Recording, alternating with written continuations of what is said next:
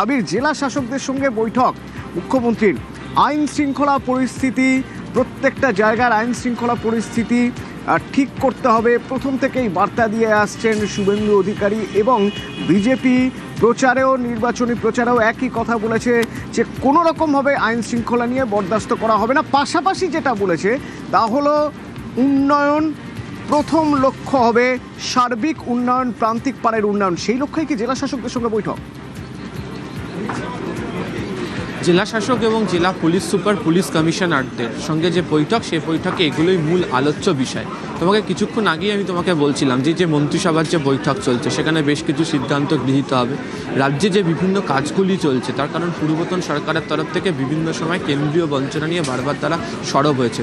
আসলে বাস্তবিক পরিস্থিতি কি নতুন সরকার সেটা বুঝে নিতে চাইছেন, মুখ্যমন্ত্রী সেটা বুঝে নিতে চাইছেন বাকি মন্ত্রীদের সঙ্গে আলোচনা করে।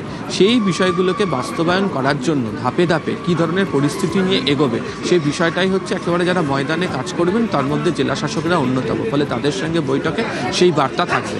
দ্বিতীয়ত হচ্ছে যে নির্বাচনের ফল প্রকাশের পর থেকে প্রায় প্রত্যেক দিন বেশ কতগুলো জায়গা থেকে অশান্তির খবর এসেছিল, যদিও একদম প্রশাসনের সর্বোচ্চ স্তর থেকে বলে দেওয়া হয়েছিল কোনো ধরনের এই ধরনের অশান্তিকে তারা বরদাস্ত করবে না, দলমত নির্বিশেষে যারা এই ধরনের ঘটনার সঙ্গে জড়িত তাদের বিরুদ্ধে ব্যবস্থা গ্রহণ করাবে।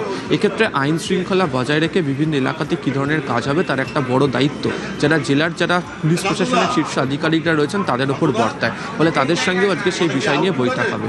ফলে একদিকে উন্নয়নমূলক প্রকল্পের ধারা অব্যাহত রাখা, দ্বিতীয়ত নতুন কোনো প্রকল্পের ধারাকে এগিয়ে নিয়ে যাওয়া, এই যাবতীয় বিষয় নিয়ে এই বৈঠকগুলো ধাপে ধাপে করবেন মুখ্যমন্ত্রী।